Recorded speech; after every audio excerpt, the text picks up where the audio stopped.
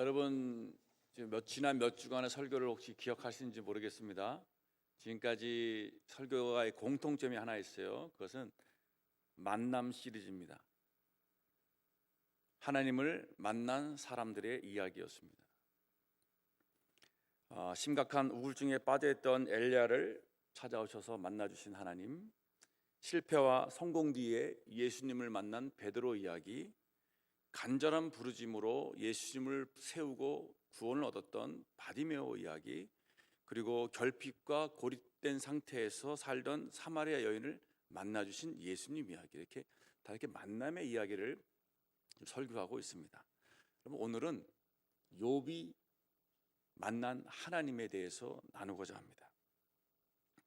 욥하면 떠오르는 단어는 고난, 인내, 두 배의 축복, 이런 단어가 아마 떠올 겁니다. 그런데 욥기의 메인 주제는 고난도 아니고 인내도 아니고 갑절의 축복도 아닙니다. 욥의 주요한 주제, 모티브는 고난 속에서 하나님을 만나다입니다. 고난을 통해서 하나님을 만난 이야기가 욥의 중요한 포인트입니다.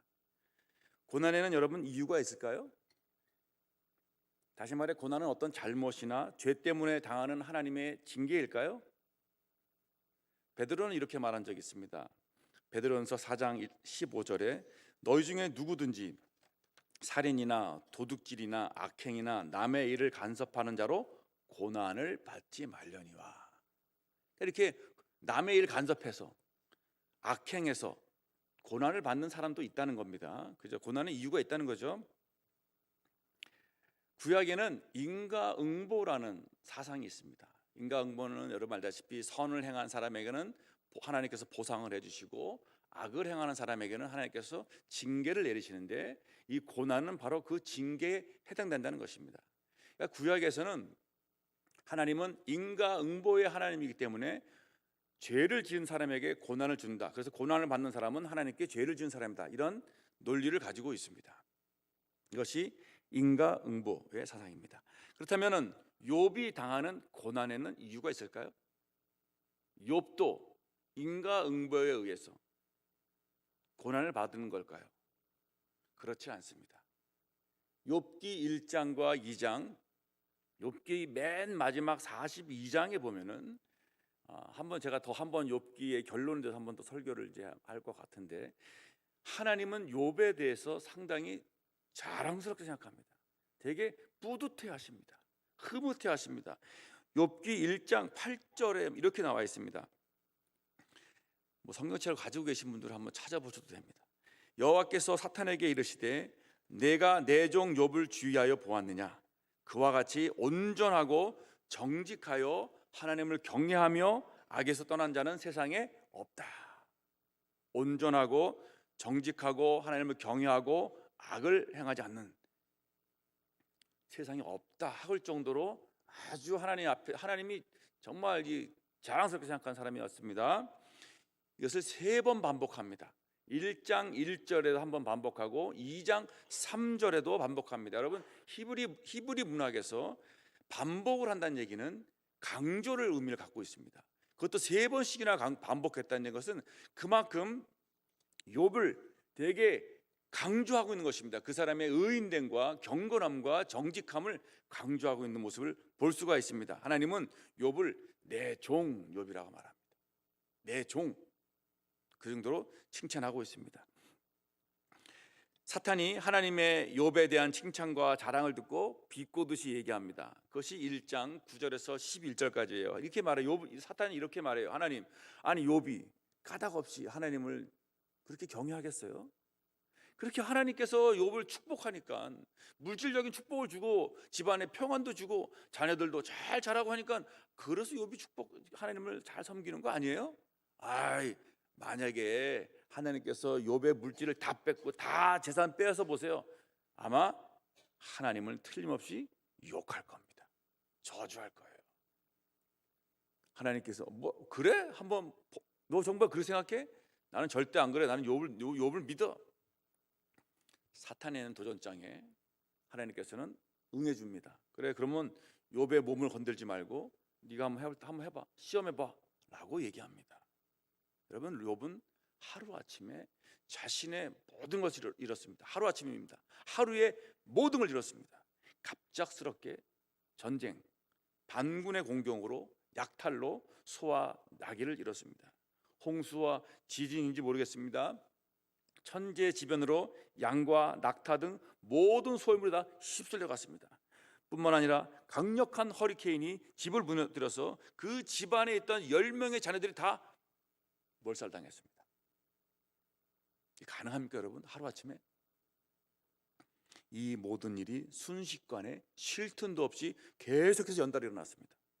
만약에 여러분이 오늘날로 봤을 때 보이스피싱이나 전세 사기, 코인방에 낚여서 그동안 모은 모든 돈과 은퇴자금 몇 억을 날렸어요. 은행에 대출 들어왔는데 대출을 못 갚아가지고 은행에서 차 앞딱지 다 붙었습니다. 지금 집안에. 거기다 전화를 받았어요. 여기 응급실인데요. 여러분의 자녀가 죽었다고 생각해 보세요.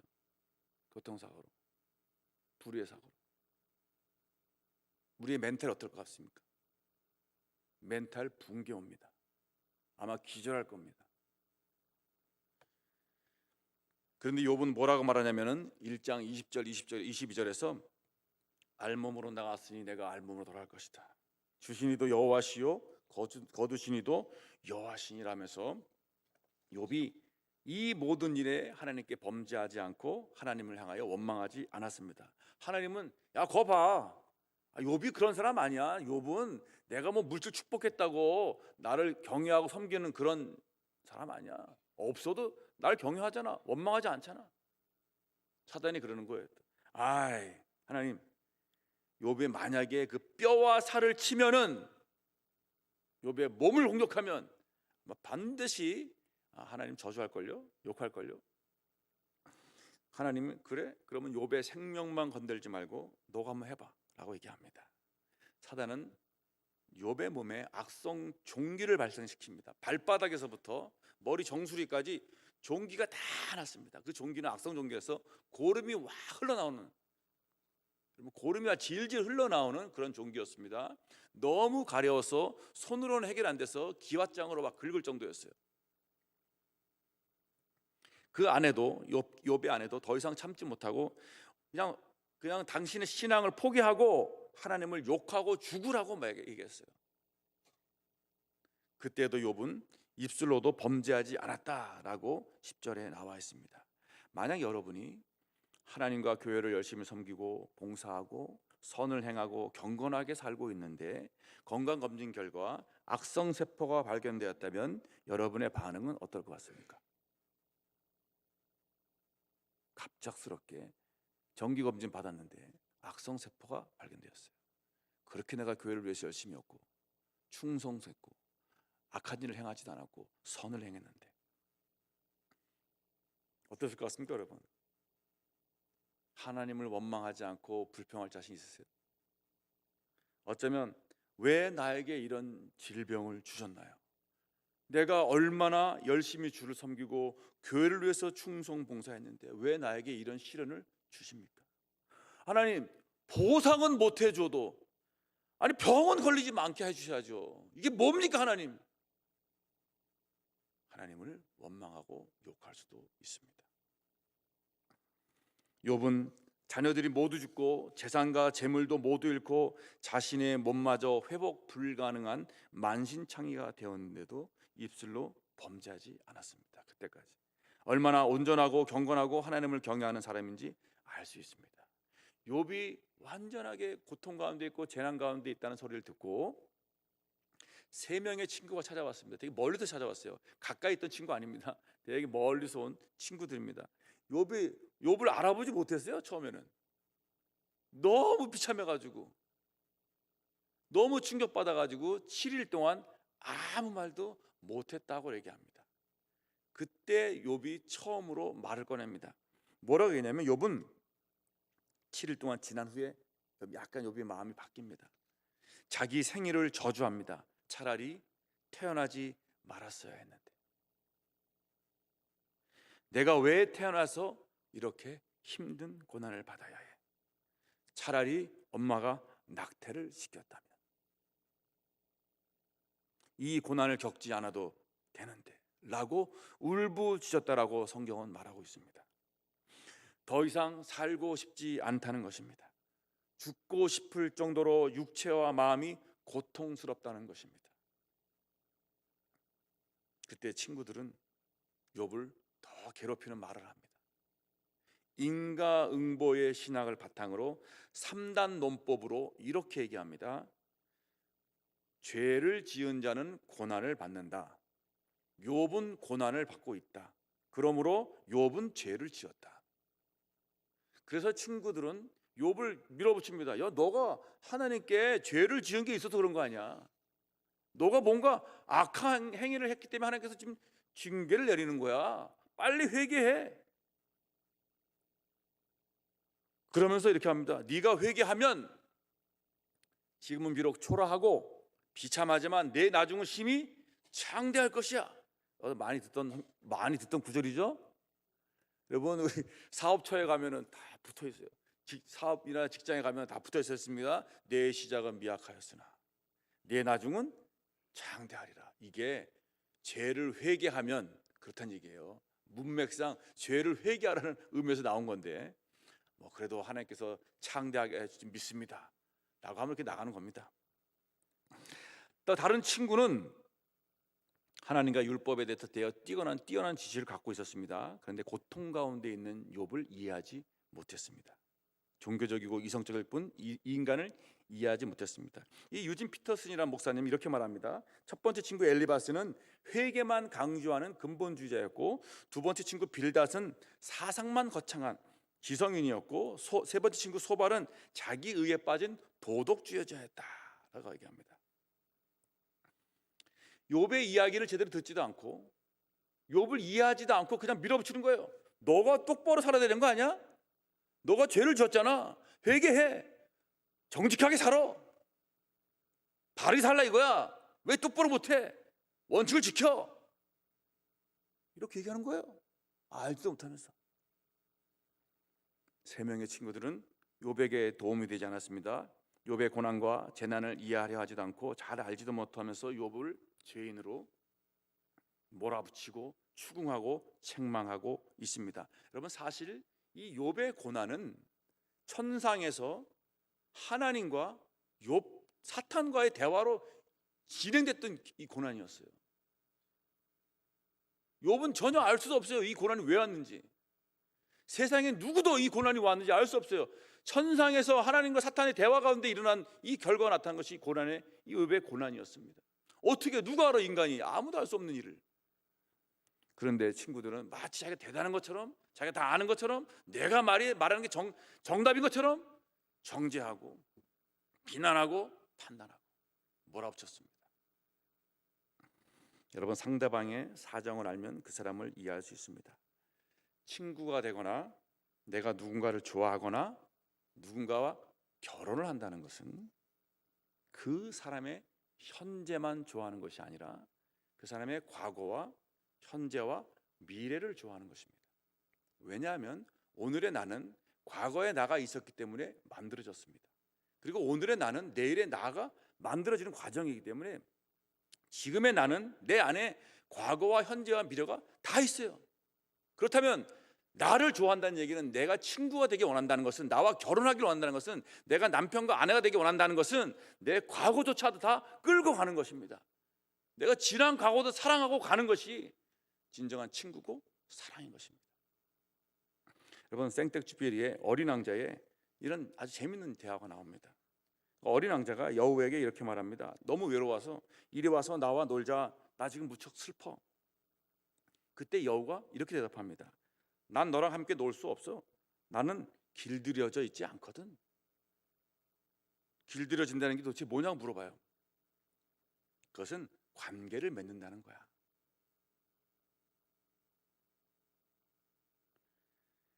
네가 나를 길들이면 우리는 서로에게 필요한 존재가 돼. 나한테 너는 세상에 하나밖에 없는 존재가 되고 너는 나에게 하나밖에 없는 존재가 돼. 근데 사람들은 이제 아무것도 이렇게 알려고 하지 않아. 이미 만들어져 있는 것을 가게에서 살려고 그래. 이렇게 얘기합니다. 그리고 어린 왕자가 묻습니다. 그럼 우리 길들여지려면 어떻게 해야 돼? 인내심이 필요해. 여러분, 길들여진다는 것은 상대방의 과거와 현재와 미래에 익숙해지고 관계를 맺는 것입니다.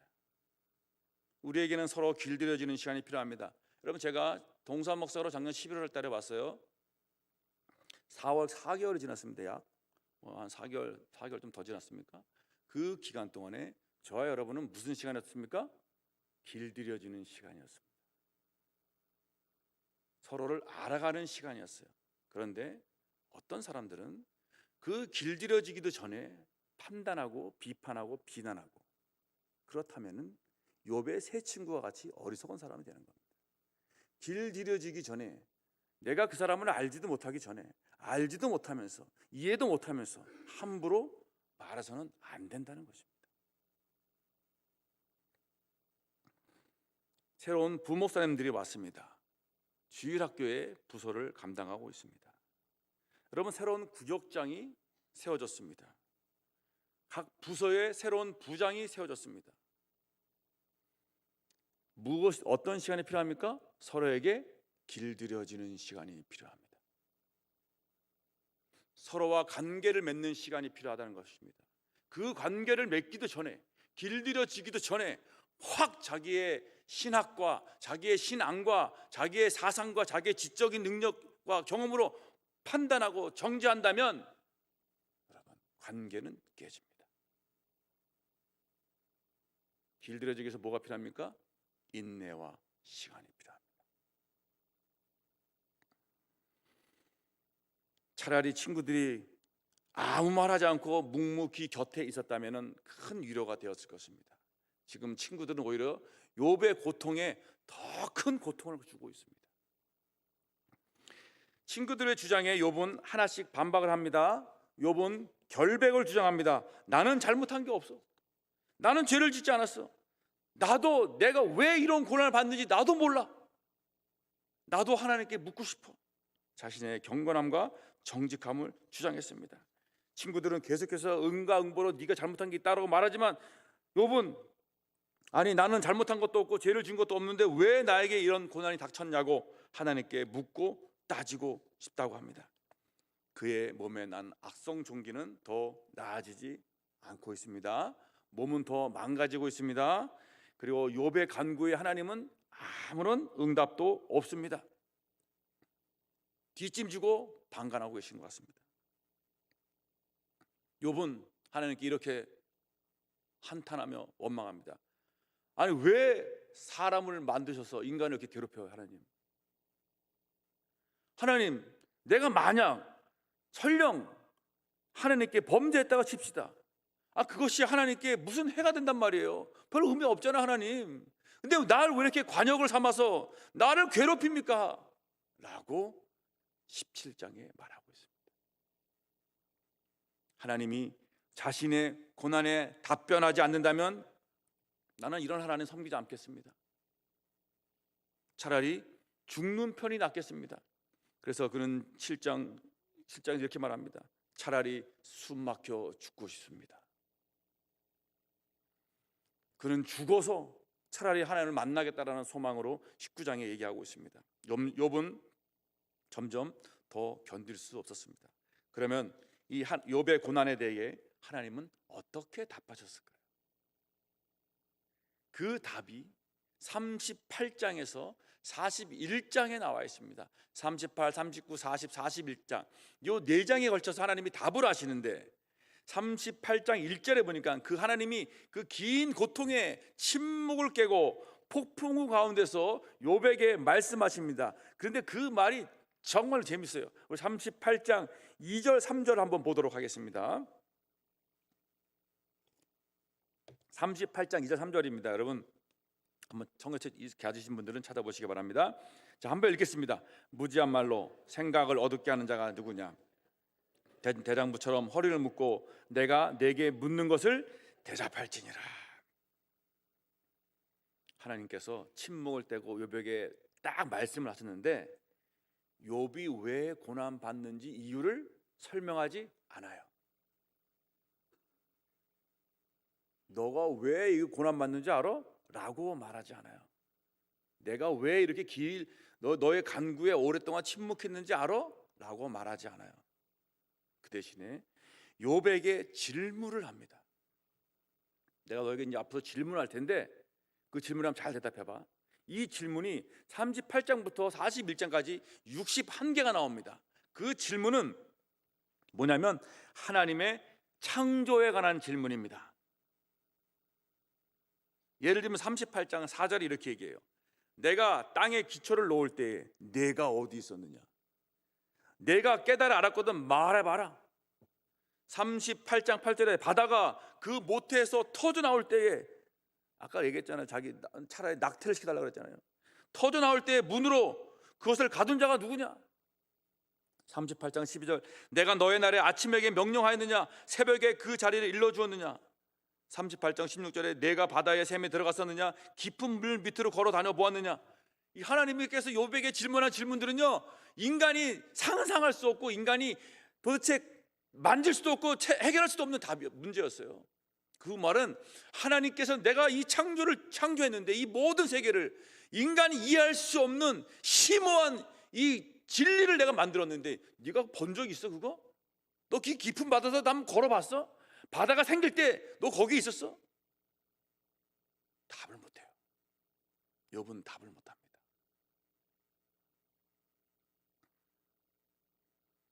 제가 이걸 준비하면서 여러분 칼 세이건의 코스모스를 한번 잠깐 이렇게 또 요약된 걸 봤는데 제가 이제 자료를 제가 준비 못했습니다. 물론 그 책이 이제 진화론적 입장에서 써고 있지만 거기에 보면 우주의 신비에 대해서 나옵니다. 우리가 살고 있는 은하계, 우리가 살고 있는 이 은하계가 수천억 개, 천억 개의 이 별들이 모여 있는, 그것이 또 다른 천억 개의 은하계가 있는, 여러분 이게 푸른 별 지구라는 사진이 있어요. 인간의 이해와 과거로는 도저히 우리가 풀 수 없는 우주의 신비가 있는데 그 신비로운 우주를 누가 창조했느냐? 보라라고 얘기하는 거예요. 하나님이 아니냐? 내가 아니냐? 하나님은 자신의 창조주 되심과 세상의 모든 만물을 통치하시고 운행하시는 분임을 깨우쳐 주고 계십니다. 창조의 세계를 다 설명하면서 내가 창조한 것을 다 얘기하면서 욥을 하나님의 창조 세계로 시선을 돌리고 있습니다. 고난 가운데 있는 욥에게 고난이 아니라 천지를 창조하시고 운행하시고 통치하시는 하나님의 전능하심을 보게 하셨습니다. 고난의 이유가 아니라 고난조차 통제하시는 내 삶의 주권자 되신 하나님을 바라보게 하셨습니다.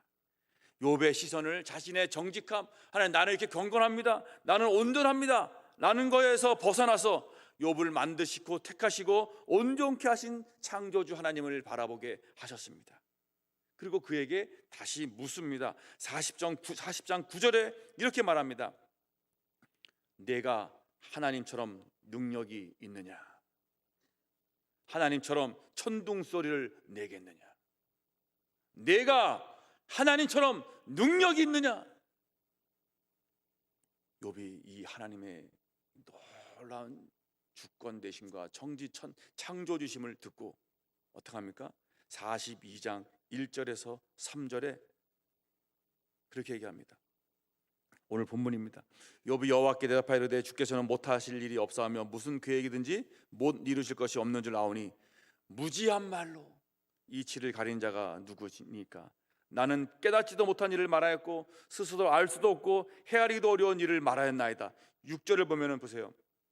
그러므로 내가 스스로 거둬들이고 티끌과 재 가운데서 회개하나이다. 하나님의 위대하심을 깨닫고 나서 하나님, 내가 무슨 말을 합니까? 내가 알지도 못한 말을 내가 내뱉었군요. 용서하여 주시옵소서.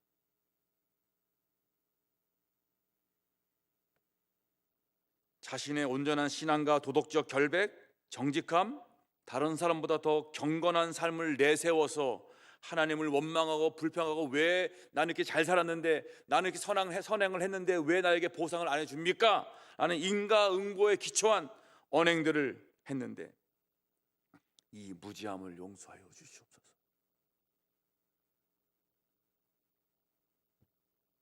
그는 인과응보라는 자연 법칙에 의해서 하나님께 원망했지만 하나님은 창조 법칙으로 그를 깨우셨습니다. 하나님은 자연 법칙을 세우기도 하시고 바꾸기도 하시고 새롭게 창조하기도 하시는 분이십니다. 인간은 자연 법칙, 과학과 인간의 이성으로 인생의 답을 찾으려고 하지만 자연 법칙으로는 찾을 수 없는 자연 너머 초자연적 세계의 질서가 있습니다. 해답을 찾을 수 없는 고난의 이유, 고통의 이유는 초자연적, 즉 창조하시는 하나님께서 답을 찾아야 합니다. 욥은 피조물이고 하나님은 창조주이십니다. 그 창조주임을 깨닫고 피조물로서 욥이 할 수 있는 게 뭐였습니까, 여러분? 하나님께 엎드려 경배하는 것입니다. 이것이 욥이 고난 가운데 만난 하나님께 대한 태도였습니다. 하나님, 내가 무지했습니다. 내가 주님을 찬양하나이다. 하나님의 위대하심을 찬양합니다. 그래서 욥은 이렇게 말할 수 있는 이유가 5절에 나와 있습니다. 우리 5절 한번 다 같이 읽겠습니다. 오늘 본문 5절입니다. 내가 주께 대하여 귀로 듣기만 하였사오나 이제는 눈으로 주를 배옵나이다. 하나님을 인격적으로 만나는 여러분 되시길 축원합니다. 기독교는 여러분 체험의 신앙입니다. 부모나 친구, 아내나 남편을 통해서 예수님을 알았지만 이제는 나 스스로 인격적으로 주님을 만나야 합니다. 귀로만 듣기만 했던 신앙, 5년, 10년, 20년, 30년 동안 교회 나오면서 귀로만 들었던 그 신앙이 내가 이제는 하나님을 인격적으로 만나는 신앙이 되어야 하는 것입니다. 욥은 그렇게 됐습니다. 내가 지금까지 귀로만 들었는데 이제 내가 하나님을 눈으로 직접 배웠나이다. 예수님께서는 계시록 3장 20절에 내가 문 밖에 서서 두드리노니 누구든지 내 음성을 듣고 문을 열면 내가 그에게로 들어가 그로 더불어 먹고 그는 나로 더불어 먹으리라. 우리와 교제를 하시겠다는 얘기입니다. 여러분, 욥의 몸은 여전히 욕창으로 고름이 흐르고 있습니다. 너무나 가려워서 기왓장으로 긁어야 했습니다. 자녀들은 모두 사망했고 살 집도 가축도 재산도 없습니다. 사람들은 모두 떠났고 있는 세 친구마저 내 염장을 지르는 말만 합니다. 그의 상황과 환경은 바뀌지 않았습니다. 그의 몸도 전혀 호전되지 않았습니다. 고통스럽고 비참합니다. 여전히 암울하고 우울하고 내일을 알 수 없는 상황에 앉아 있습니다. 그럼에도 그는 이렇게 고백합니다. 2절에 보겠습니다. 주께서는 못하실 일이 없사오며 무슨 계획이든지 못 이루실 것이 없는지를 아나이다. 아무런 상황이 호전되지 않았습니다. 몸도 낫지 않았습니다. 여전히 비참한 상황에 앉아 있는데 그는 고백하기를 주께서는 못하실 일이 없사오며 무슨 계획이든지 못 이루실 것이 없는지를 내가 아나이다. 여러분, 어떻게 이렇게 고백할 수 있었을까요? 환경도 몸도 바뀐 게 하나도 없는데 하나님을 만났기 때문에 그렇습니다. 고난 가운데 하나님을 만났기 때문에 이런 고백을 할 수가 있는 것입니다. 그래서 욥기의 주제는 고난 가운데 하나님을 만나라는 것입니다. 고난을 통해서 하나님께서 우리를 끌어들이시고 내게 가까이 오라고 말씀하시며 내 하나님이 옆에 있다. 내가 너를 버리지 않는다. 내게 오라. 고난을 통해 하나님을 만나는 것, 이것이 고난의 목적이자 유익입니다. 욥은 고난의 이유에 대해 하나님께 그 해답을 듣지 못했습니다. 때로는 우리가 이해할 수 없는 고통이, 이해할 수 없는 고난이 우리에게 닥쳐올 때가 있습니다. 도저히 상식적으로는, 합리적으로는, 신앙적으로 해석이 안 되는 고난이 내게 닥쳐올 때가 있습니다. 욥도 그랬습니다. 그때 하나님은 그 이유를 말하는 것이 아니라 고난을 통해 욥을 만나 주셨습니다. 고난의 이유는 몰라도 고난의 목적을 찾았습니다. 온 우주를 창조하시고 우리의 주권자 되신 하나님을 만나는 것입니다. 하나님이 허락하지 않으시면 참새 한 마리도 떨어지지 않습니다. 하나님이 허락하지 않으면 사탄이 우리의 생명을 결코 건들 수 없습니다. 사탄의 어떠한 공격에도 우리는 넘어지지 않습니다. 하나님이 우리의 삶의 주권자가 되시기에 우리는 이렇게 고백합니다. 나는 비천에 처할 줄도 알고 풍부에 처할 줄도 알아. 모든 일 곧 배부름과 배고픔과 풍부와 궁핍에도 처할 줄 아는 일체의 비결을 배웠습니다. 그 이유는 내게 능력 주신 자 안에서 내가 모든 것을 할 수 있기 때문입니다. 우리에게 일어나는 모든 고난은 하나님의 허락 없이는 일어나지 않습니다. 그 고난의 이유를 알 수 없을지라도 고난을 통해 하나님을 만난다면 우리는 고난 속에서 좌절하고 절망한 채 포기하지 않고 다시 일어설 수 있습니다. 여러분이 이해할 수 없는 고난과 고통 가운데 있습니까? 어쩌면 하나님께서 허락하신 고난이실지도 모릅니다. 그 고난 가운데서 하나님을 만나시길 바랍니다. 위로하실 뿐만 아니라 천지를 창조하신 하나님, 자연 법칙을 깨고 초자연적으로 기적과 이적을 베푸실 하나님을 만나시길 주님의 이름으로 축원합니다. 우리가 고난을 받을 때 여러분 이렇게 고백합니다. 다시 한번 2절 보겠습니다. 주께서는 못하실 일이 없사오며 무슨 계획이든지 못 이루실 것이 없는 줄 아오니. 이제 우리